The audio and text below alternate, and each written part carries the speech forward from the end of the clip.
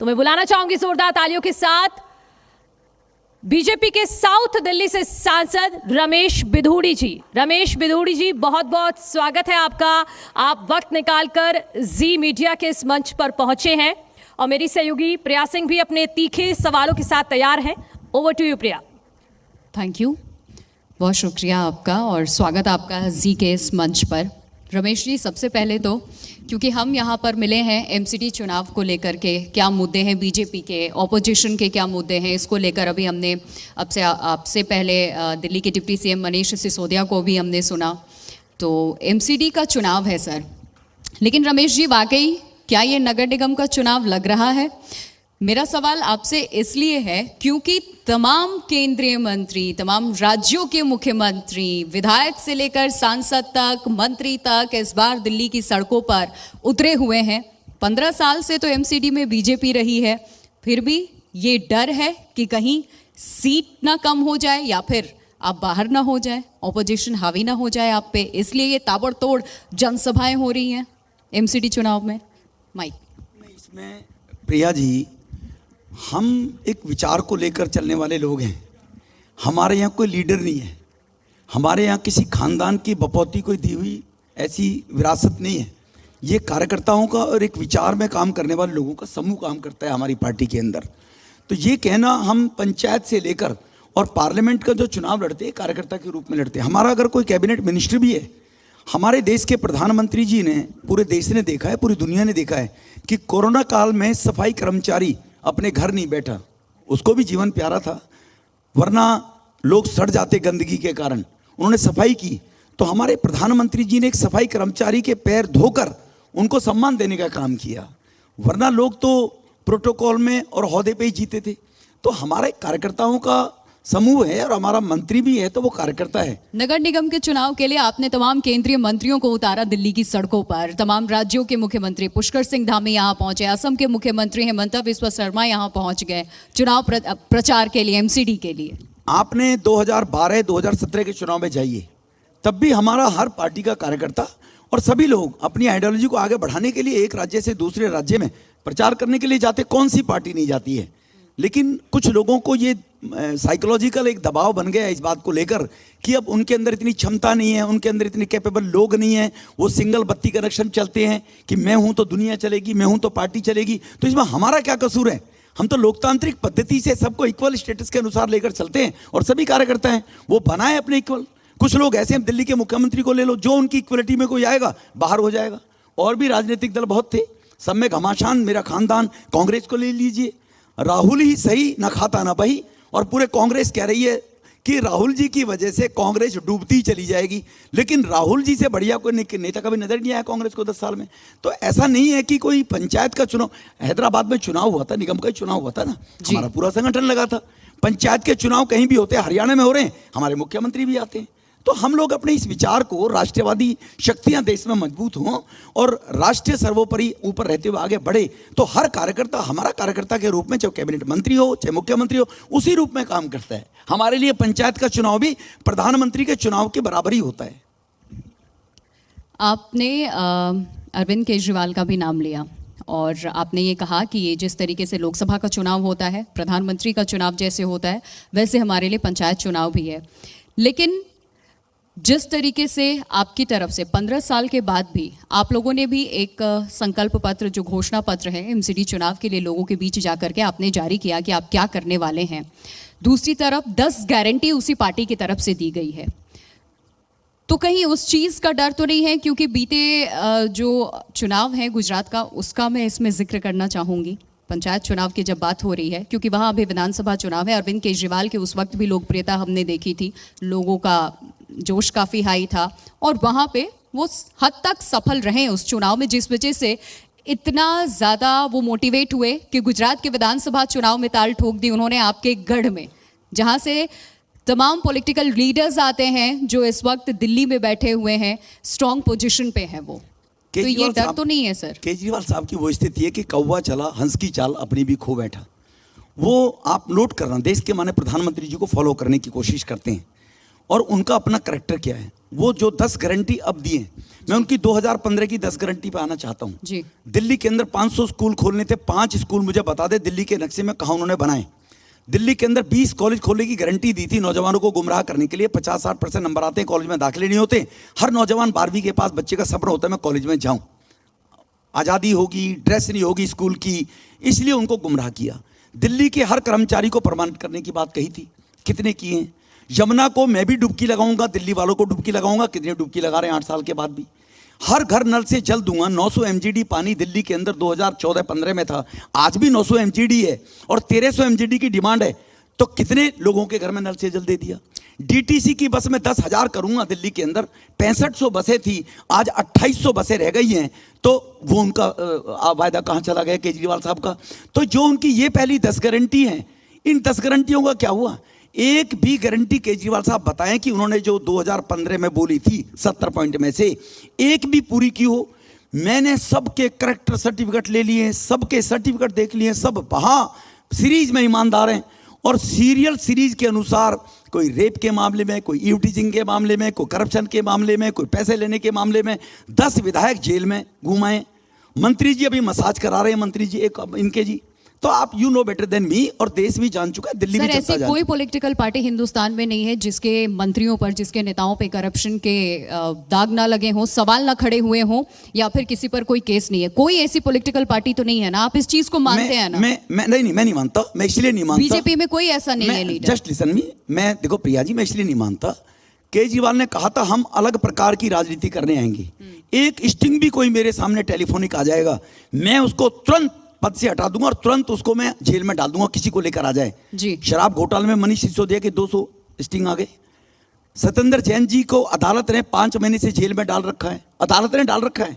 नाम क्या लेते हैं कि एजेंसियों का दुरुपयोग हो रहा है, ये देश जानता है। और किसी राजनीतिक दल ने इतनी ताल नहीं ठोकी थी, ABC, जेटली साहब बेईमान, गडकरी साहब बेईमान। और जिस चीज पे उन्होंने वादा किया था कि अगर आप इस तरीके के स्टिंग ऑपरेशन जिसको आप कह रहे हैं कि आप लेकर के आएंगे, आरोप सिद्ध होता है तो मैं उसको जेल में डाल दूंगा। जी। उसको वो मनोहर कहानी बताते हैं आपकी। तो इसी मेरी, वो तो दिल्ली देख रही है, लोग देख रहे हैं, मनोहर कहानी है। अरे भाई स्टिंग उनके आ गए हैं। शराब पॉलिसी अगर इतनी बढ़िया थी क्यों वापस लिया आपने जी? आपकी पॉलिसी इतनी बढ़िया थी ना। आपके कौन से वो रिश्तेदार लगते थे, 140 करोड़ रुपया आपने शराब माफियों के छोड़ दिए। आपने उनका परसेंट, जो उनका कमीशन था 2.5% से बढ़ाकर 12% कर दिया गया। आपने जो ड्राई डे ठेके केवल 21 दिन ड्राई डे एक साल में हुआ करते थे, आपने घटाकर 3 दिन कर दिए कि बेचो, पिलाओ, दिल्ली को बर्बाद करो, हमें पैसा चाहिए। ये क्या है जी? ये पूरी दिल्ली देख रही है, सबने देखा है। तो इसीलिए कभी किसी पॉलिटिकल पार्टी, राजनीतिक दल ने कोई वायदे किए होंगे, लेकिन हम किसी की ठेकेदारी नहीं लेती। लेकिन MCD 15 साल सत्ता में रहने के बाद, 15 में रखने के बाद एक स्कैम बता दे कोई, केजरीवाल साहब बता दे, या कांग्रेस के टाइम में MCD रही थी कि MCD ने 15 साल में, MCD के मेयर ने, स्टैंडिंग कमेटी चेयरमैन ने, ये कोई उनके स्कैम आया था सामने जी? या 8 वर्ष से मैं इस छोटे चुनाव में हजार कर्मचारी MCD में जो अभी कच्चे हैं। अभी बीते दिनों हमने देखा था वेतन को लेकर के भी किस तरीके से उन्होंने आवाज बुलंद की थी। कामकाज कुछ दिनों तक प्रभावित भी रहा था, धरना प्रदर्शन, प्रोटेस्ट, ये सब कुछ हुआ था। ये कह रहे हैं कि हम आएंगे, जो गारंटी इन्होंने 10 दिया है कि हजारों हजार कच्चे कर्मचारियों को हम पक्का करेंगे और वेतन उनको वक्त पे मिला करेगा। देखो MCD को वेतन केजरीवाल साहब ने इसीलिए नहीं दिया। 41,000 करोड़ रुपया दिल्ली फाइनेंस कमीशन, जब NCT एक्ट बना था, नेशनल कैपिटल टेरिटरी एक्ट बना था, जब दिल्ली को राजधानी बनाया गया था और यहाँ पर असेंबली लागू हुई थी, तब कानून कांग्रेस ने बनाया था 91, हमने नहीं बनाया, कि MCD के फंड के लिए जो खर्चा होगा, एक्सपेंडिचर, वो राज्य सरकार, दिल्ली फाइनेंस कमीशन एक सिफारिश करेगा, इतना पैसा चाहिए। दिल्ली फाइनेंस कमीशन ने 41,000 करोड़ रुपए की सिफारिश की कि दिल्ली सरकार 5 साल के लिए इतना फंड थी। केजरीवाल साहब ने अपनी विधानसभा के अंदर प्रस्ताव पास किया, हम 19,000 करोड़ इनको देंगे अपनी विधानसभा में। दिया कितना? 7,000 करोड़ रुपया। आपका जो फंड है 78,000 करोड़ 1 साल का है, और MCD को केवल 21,000 करोड़ रुपया देना था, 41,000 करोड़ देना 5 साल के लिए। ही डिडंट गिव जी। तो उसके बाद जब उसने वो पैसा ही नहीं दिया, ये इसलिए जो सफाई कर्मचारी की सैलरी नहीं हुई, उन्होंने हाकार की, टीचरों की सैलरी नहीं हुई, केवल दिल्ली के लोग परेशान हो और MCD को गालियां दे और MCD बदनाम हो। लेकिन लोग सब समझते हैं जी। लेकिन ये समस्या तो है ना सर, जो लोग आपके साथ जुड़े हुए हैं, जो काम कर रहे हैं, जिन्हें उनका वेतन नहीं मिल रहा है, उनके लिए क्या समाधान है? 15 साल से MCD आपके पास है, आप इस समस्या से कैसे पार पाएंगे? देखो, और वाकई जो बात आप कह रहे हैं बहुत- वो एकदम 100% बहुत सच अच्छा है। सवाल वाकई किया, मैं उसका सच्ची जवाब देता हूँ। सच्ची जवाब दे रहे हैं आप। यूनिफिकेशन क्योंकि करने केजरीवाल ये कहते हैं कि केंद्र से हमें जरा भी सहयोग नहीं मिलता है। केंद्र ये हम जिस बात के लिए जाते हैं, जो फाइल हम आगे बढ़ाते हैं, वो फाइल हमारी आगे नहीं बढ़ने दी जाती है। हम चाहते हैं काम करें, वो हमें काम नहीं करने देते हैं। प्रिया जी, केजरीवाल साहब को मैं आपके चैनल से, एक नेशनल चैनल है और बहुत अच्छा लीडिंग चैनल है, एक चैनल के माध्यम से मैं कहना चाहता हूं, केजरीवाल साहब में अगर दम है, 2415 करोड़ रुपया नमामि गंगे से यमुना सफाई के लिए केंद्र ने दिया। केजरीवाल साहब बताए कि मना करें, या तो केजरीवाल आपके चैनल पर आकर मना करें। 2415 करोड़ रुपया केंद्र ने नमामि गंगे से यमुना को साफ करने के लिए दिया। उस राज्य सरकार की जिम्मेवारी बनती है, केंद्र ने उनको पैसा दिया। कैसे कह देंगे केजरीवाल साहब? जीएसटी, दिल्ली का फंड होता था 39,000 करोड़ रुपया, जीएसटी लागू होने के बाद वो फंड आज हो गया 78,000। किसके कारण? जीएसटी के कारण। कौन सा केजरीवाल साहब का जीएसटी का फंड केंद्र ने रोका? केंद्र ने दिया ना। तो केजरीवाल साहब अगर कहेंगे किसी 11वीं के बच्चे को आप कॉलेज में दाखिला करो, यूनिवर्सिटी के वीसी से जाकर बोलेंगे, यूनिवर्सिटी का वीसी कहेगा भाई 12th पास करेंगे, लॉ है, तब होगा। नहीं, मैंने कह दिया करिए इसको आप। केजरीवाल साहब फाइल पे साइन नहीं करेंगे, केजरीवाल साहब कैबिनेट में अप्रूवल लेकर नहीं जाएंगे। देश कॉन्स्टिट्यूशन से, संविधान से चलेगा, केजरीवाल साहब से नहीं चलेगा जी। दिल्ली एक ऐसा राज्य है जहां केंद्र और राज्य, प्रिया जी, वो अनकॉन्स्टिट्यूशनल बातें करके, और लोगों को जो 65% लोग बेचारे जानते नहीं कानून के बारे में, मजदूर हैं, किसान हैं, लेबर का काम करते हैं, उन गरीबों को मिरगला देता है कि मुख्यमंत्री कह रहा है। अब इनकी क्रेडिबिलिटी देखिए। इन्हीं का डिप्टी सीएम कहता है कि जो मसाज हो रही थी कि डॉक्टर कर रहा था, निकला कौन? वो पॉस्को का एक क्रिमिनल जो बलात्कारी है बच्चियों का, वो निकला। तो इनकी क्रेडिबिलिटी देखिए ना। डिप्टी सीएम, लानत है ऐसे डिप्टी सीएम को कि जो इतना बड़ा झूठ बोलता है। तो जब रफूगर, जो मनीष सिसोदिया साहब इनके रफूगर है केजरीवाल साहब के, जब उनका नेता ही झूठ बोलता है, हमारे कहावत है कि बड़ी बहू ने काढ़ी कार, उतर गई पारंपार। जो बड़ी बहू बोलेगी छोटी देखो उसी को करेंगी। अब केजरीवाल साहब रोजाना एक नई स्क्रिप्ट लेकर आते हैं, तो मनीष सिसोदिया साहब की तो मजबूरी है, वही बोलेंगे। राइटर तो उन्होंने बोल दिया कि दिल्ली की सरकार है इस वक्त, ईडी को आप देखिए ना, जितनी भी केंद्र एजेंसियां हैं उन सभी पे आरोप लगते हैं कि अब ये किसके इशारे पर काम कर रही हैं। अब से पहले इस तरीके की चीजें सर नहीं हुई थी। देखिए, इसीलिए मैंने कहा कि एमसीडी का चुनाव तो लग ही नहीं रहा है, ये दिल्ली नगर निगम का चुनाव तो लग ही नहीं रहा है। यहाँ पर इंटरनेशनल मुद्दे भी हावी हैं, देश हित में क्या फैसले आपने लिए वो आप सड़कों पर गिनवा रहे हैं। एमसीडी कहाँ है सर? नहीं, देखो मेरी बात सुनो। 15,000 पार्क एमसीडी में हमने बनाए पिछले 15 साल में। 15,000 पार्क दिल्ली में जो बने हुए हैं, केजरीवाल साहब बताएं, उन्होंने दिल्ली के अंदर, दिल्ली विधानसभा के अंदर या ग्राम पंचायत की जमीन पर कहीं 15 पार्क भी बनाए हो। उन्होंने बच्चों के खेलने के लिए 5 प्लेग्राउंड भी बनाए हो 15 साल में। एमसीडी की मैं बात आ रहा हूं। केजरीवाल साहब से मैं पूछना चाहता हूं, केजरीवाल साहब, आपने ये कहा था, अभी जो कह रहे हैं हम 10 गारंटी दे रहे हैं, एमसीडी ही की कदम है कि एमसीडी के माध्यम से हमारे 1616 स्कूल चलते हैं। एमसीडी में 9 लाख बच्चे पढ़ते हैं, मिड डे मील वर्दी हम उनको दे रहे हैं। केजरीवाल साहब के पास जो दुनिया में ढोल पीटते रहे स्कूलों का, बाहर के अखबारों में पैसे देकर ऑडिटोरियल छपवा कर कहते हैं कि बाहर से हमें सर्टिफिकेट मिल गया। केजरीवाल साहब के जब केजरीवाल साहब सरकार में आए तो दिल्ली के अंदर, दिल्ली के स्कूलों में 16 लाख बच्चे पढ़ते थे। ये ऑन रिकॉर्ड कह रहा हूँ, मैं राजनीति से क्विट कर जाऊँगा, मैं ये आपके ऑनरेबल अच्छे लीडिंग चैनल पर बयान देता हूँ मैं। केजरीवाल साहब जब 9 में शीला जी होती थी, 10 में मैं एमएलए होता था, दिल्ली के अंदर 13 लाख बच्चे स्कूलों में पढ़ते थे। लवली जी एजुकेशन मिनिस्टर, मैंने स्कूल बनवाए अपनी कॉन्स्टिट्यूएंसी में, संगम विहार में, बदरपुर में जी। तो तब 13 लाख बच्चे थे। 15 में जब केजरीवाल साहब आए तो दिल्ली के अंदर बच्चे पढ़ते थे 16 लाख। यह और रिकॉर्ड है मेरे पास, आरटीआई का रिपोर्ट। केजरीवाल साहब जब 19-20 में आए तो बच्चे रह गए 15 लाख, 1 लाख बच्चे कम हो गए। और नए स्कूल बनाने की बात, दिल्ली के अंदर 16 स्कूल बंद हो गए।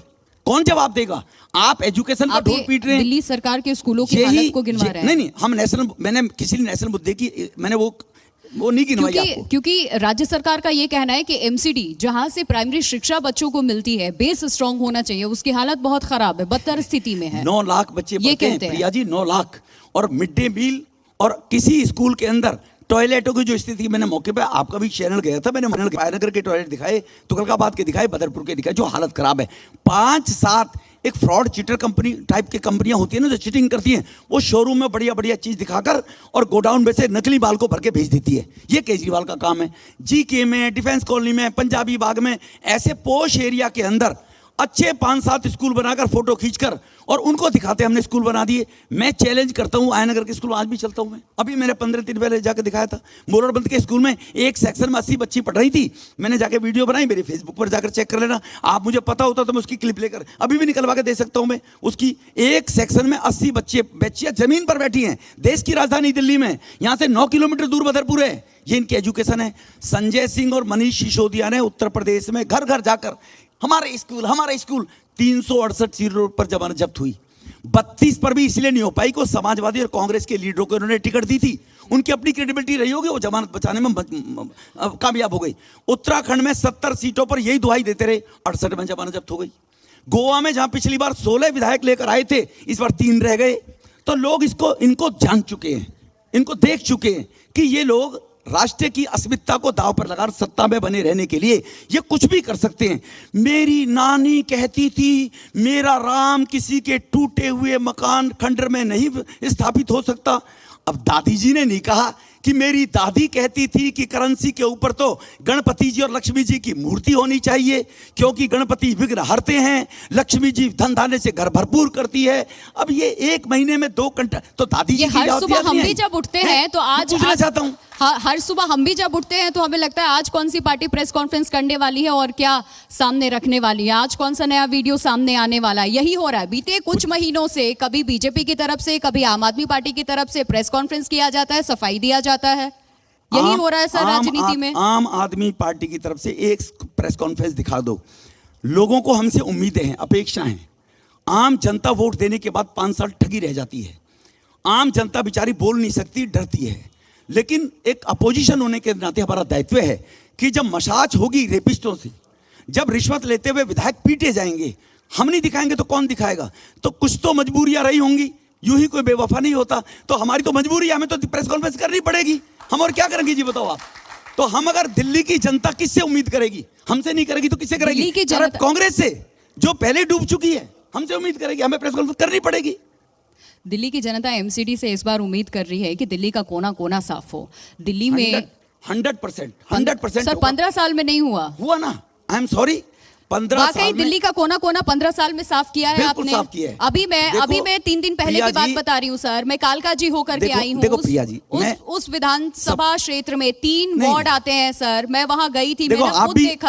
आप भी मैं आई एम सॉरी, आप तो समझदार हैं, नेशनल मीडिया पर बैठी हैं, पढ़ी लिखी हैं, केजरीवाल के जैसे लोगों की तरह। देखो हर वार्ड के अंदर सर इसीलिए ना, क्योंकि मैं ग्राउंड पे गई तो मैंने देखा। मैंने आपसे इसीलिए पूछा, ईमानदारी से बोलिए कि कोना कोना साफ है दिल्ली का। साफ है। आप सागरपुर चले जाइए सर, अलग अलग दिल्ली के डायरेक्शन मैं बता सकती हूँ जगह जी।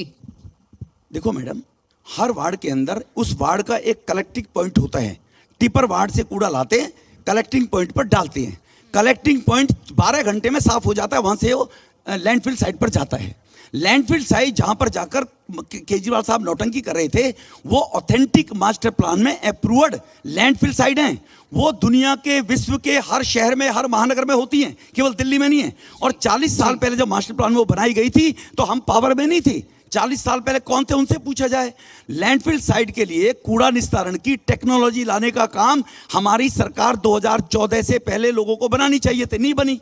16 में मोदी जी आए, सिंगापुर से लेकर जापान की टेक्नोलॉजी, 3 टेक्नोलॉजी लाने के बाद 16 में टेंडर करके 19 में हमने वहां पर वेस्ट टू एनर्जी के प्लांट लगा दिए। 19 में कोरोना के कारण से वो 1.5 साल डिले हो गए और अब वो चल रहे हैं। 25 मेगावाट बिजली ओखला में बन रही है, आज चल रहे हैं वो। और हमारे लेफ्टिनेंट गवर्नर साहब ने कहा है, वो पॉलिटिकल लोग नहीं होते हैं, लेकिन उन्होंने कहा है कि 1.5 साल में तीनों के तीनों हम कूड़ा को निस्तारण करके साफ कर देंगे। अब मैं आपकी बात पे आता हूं, कालका जी पे, जस्ट लिसन में। अब उस पॉइंट को जाकर जो दिन भर उन्होंने कूड़ा डाला, शाम को वहां पर गाड़ी उठाकर लेकर जाएंगी, तो पूरे वार्ड का दिन भर का तो एक पॉइंट होता ही है, कलेक्टिंग पॉइंट। वो नोटिफाइड होता है एमसीडी से कि इस पॉइंट पर इस वार्ड का कूड़ा डाले जाएगा पूरे दिन का। और शाम को वो ट्रक आते हैं, वो उठाकर ले जाते हैं। लेकिन सफाई का मामला ऐसा है प्रिया जी, ये सेव है ना दाढ़ी, ये लोग सुबह ब्लेड से रोज बनाते हैं, ड्यूटी पे जाते हैं, लेकिन अगले दिन वो फिर निकल आते हैं जी। अब अगले दिन नहीं बनाएगा उसको।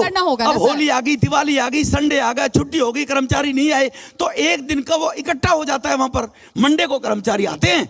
और अगर केजरीवाल साहब हमारा पूरा पैसा दे दे, इसीलिए यूनिफिकेशन किया गया है। तो खुद ही आपसे मांग रहे हैं सहयोग भी, पैसा भी। कौन? केजरीवाल तो हमारा है। केजरीवाल तो हमें दे, हमारा पैसा उसके पास है।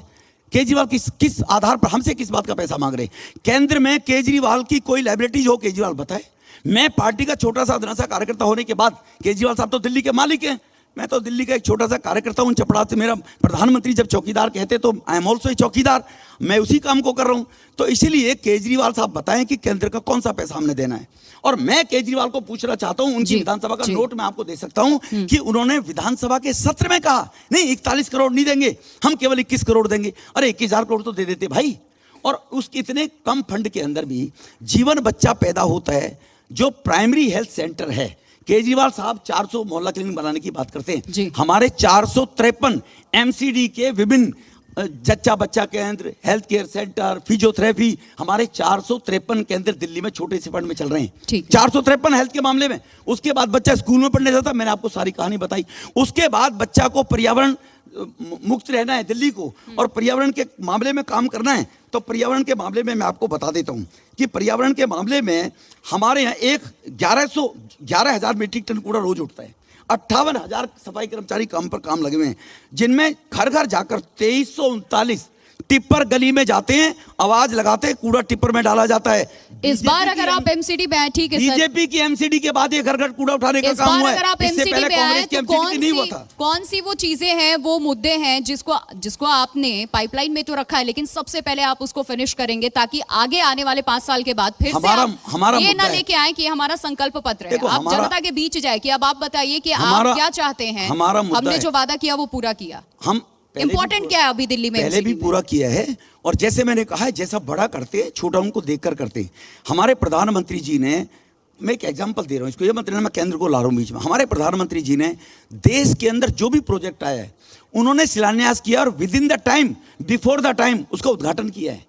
पहले चीजें चंडीगढ़ हाईवे पे जाते थे हम, 7 साल से वो हाई के पुल पड़े रहते थे। मेरे सरिता बिहार में अंडरपास है। वक्त हमारे पास कम है, मैं एमसीडी को लेकर चाहूंगी कि आप बताइए कि क्या करने वाले हैं। मैं बता रहा हूं, हम उनसे प्रेरणा लेकर कि जो हमारे यहाँ कब तक हो जाएगी? हमारे यहाँ 18 महीने जी। ये तो ऑनरेबल लेफ्टिनेंट गवर्नर साहब का है। 2,000 मीट्रिक टन का एक प्लांट लग रहा है। 2 प्लांट 3,000 मीट्रिक टन के हमारे गाजीपुर के अंदर और नरेला के अंदर तैयार हैं। वो अभी और मुश्किल से 2-2.5 महीने में प्रारंभ हो जाएंगे। तो ये जो प्लांट 3 साल से बन रहा है, आज तो बन नहीं रहा एमसीडी के चुनाव को लेकर। टेक्नोलॉजी भारत में नहीं थी तो हम क्या करें? जब भारत में करप्ट भ्रष्टाचार 60 साल से कांग्रेसियों को झेल रहे थे तो मोदी जी क्या करें? मोदी जी तो 14 में हैं। और कितने साल चाहिए आपको? और 18 महीने। झुग्गी मुक्त दिल्ली कब करेंगे? हमने मैं आपकी बात को बधाई देना चाहता हूं। दिल्ली झुग्गी मुक्त कांग्रेस भी 50 साल से, और कांग्रेस अरविंद जी ने कहा था कि मैं 2015 में जहां पर झुग्गी वही मकान दूंगा। 2015 में अरविंद जी बताएं, आपके जिम्मेवार चैनल पे मैं कह रहा हूं, अरविंद जी बताएं 15 मकान बनाए कहीं? और हमने, प्रधानमंत्री जी ने 2015 में कहा, हमने 3024 फ्लैट कालका जी में जाकर, और प्रधानमंत्री जी ने बहनों को चाबियां पकड़ा दी 3024 हम लोगों ने। और 2.5 करोड़ मकान पूरे देश में, हर व्यक्ति को मकान चाहिए। 2.5 करोड़ मकान में 125 करोड़ को प्रशासन दे दिया। और 2025 से पहले देश में कोई भी व्यक्ति कच्ची छत के अंदर नहीं रहेगा। ये प्रधानमंत्री जी का संकल्प है और उसके ऊपर प्रधानमंत्री काम कर रहे हैं। दिल्ली की कॉलोनी की जो सड़कें हैं, गड्ढा मुक्त, पानी एकदम उन्हें टाइम पे मिले, स्वच्छ मिले, परेशानी ना हो, एमसीडी के अंतर्गत जितनी भी चीजें आती हैं उसको दुरुस्त करने में कितना टाइम चाहिए और कहाँ अभी लूपहोल्स हैं, क्या खामी है? अब दिल्ली का गरीब आदमी क्या सोचेगा जब प्रिया जी नहीं सोच पा रही हैं? देखो, जल बोर्ड दिल्ली गवर्नमेंट के अंडर है, एमसीडी के अंडर नहीं है। जल बोर्ड का मैंने जिक्र इसलिए किया, पानी मिले, आपने शब्द यूज किया, पानी मिले। जल बोर्ड एग्जैक्टली, क्योंकि अगर आप घर बनाने की बात करते हैं, घर की चाबी आप उसको सौंप देंगे, फिर लड़ाई तो यही है ना कि हमारे पास तो पूरा अधिकार नहीं है। एमसीडी कहेगी कि हमारे बस में जो, हमारे अधिकार क्षेत्र में जो था हमने किया, दिल्ली सरकार का अपना अलग एक्सक्यूज होगा। फिर तो लूपहोल यहीं पे है ना सर, फिर कैसे आएंगे? देखो, कॉन्स्टिट्यूशन आप घर बना के दे देंगे, सुविधा नहीं होगी। आप अगर कपड़ा खरीदने जाएंगे तो कपड़े की दुकान पे जाना पड़ेगा, सब्जी की दुकान पे कपड़ा नहीं मिलेगा, वहां सब्जी मिलेगी। अगर जल बोर्ड दिल्ली सरकार के अंतर्गत है, सीवर दिल्ली सरकार के अंडर है, जल बोर्ड के अंदर, अच्छा हुआ आपने मुझे याद दिला दिया, जल बोर्ड के अंदर 2015 में जब जल बोर्ड में केजरीवाल साहब आए थे, 2015 600 करोड़ रुपए के लाभ में था जल बोर्ड। आज जल बोर्ड 58,000 करोड़ के घाटे में है। 22 बार सीएजी चिट्ठी लिखी चुकी है सीईओ जल बोर्ड को, चीफ मिनिस्टर को, कि हमने ऑडिट करना है, बैलेंस शीट दीजिए। 8 साल में जल बोर्ड की बैलेंस शीट नहीं बनी। दुनिया का सबसे श्री 1008 श्री केजरीवाल साहब, दुनिया का सबसे बड़ा ईमानदार आदमी, जो कहता था मैं ऑनलाइन सब चीज लेकर आऊंगा, तो दिल्ली जल बोर्ड की आज तक बैलेंस शीट क्यों नहीं बनी? 58,000 करोड़ कैसे घाटे में है, इसका कौन जवाब देगा जी? नंबर 1। नंबर 2 जी 60 फुट से बड़ी जो सड़कें हैं जिनमें गड्ढे हैं, लोग ये समझते हैं कि सभी सड़कें एमसीडी की हैं। उनमें अगर गड्ढे पीडब्ल्यूडी की सड़कें हैं जिनमें केजरीवाल साहब के साड़ू को जेल जाना पड़ गया, 90 करोड़ के काम टेंडर दे दिए, किताबों में हो गया, और उनके साड़ू ने एक आत्महत्या की और बेटा जेल गया था, केजरीवाल का परिवार का व्यक्ति। ये संस्कार हैं इन लोगों के काम करने के। किस पॉइंट पे कहां जवाब देंगे वो? एक भी जवाब नहीं है। एमसीडी में कहां चूक हुई, कहां 15 साल में गलत किया, ये बताएं। कूड़ा कूड़ा कूड़ा कूड़ा भी कहां? लैंडफिल साइट जो ऑथेंटिक साइट मास्टर प्लान में है, दुनिया के सब जगह हैं। अगर कूड़ा वहां नहीं डलेगा तो हरियाणा अपनी नेट डलवाएगा क्या? यूपी नोएडा में डलवाएगा क्या? हमारे राज्य कूड़ा हमारे राज्य की लैंडफिल साइट में जाएगा। अब उसको हमने निस्तारण का काम शुरू कर दिया है। हाँ, केजरीवाल जैसे आप देख के आई कालका जी, मैं आपको धन्यवाद कहता हूं, या कहीं और गई, केजरीवाल साहब कहीं जाते कि देखो 15 दिन से इस कॉलोनी में कूड़े का ढेर लग रहा है, तो मैं मानता हमारी गलती है। 15 दिन से इस बस्ती के अंदर कूड़े का ढेर लगा, तो मैं मानता हमारी गलती है। गए कहाँ? जो ऑथेंटिक, जो जिस जमीन पे कूड़ा ही डालना है वहां तुम जा रहे हो।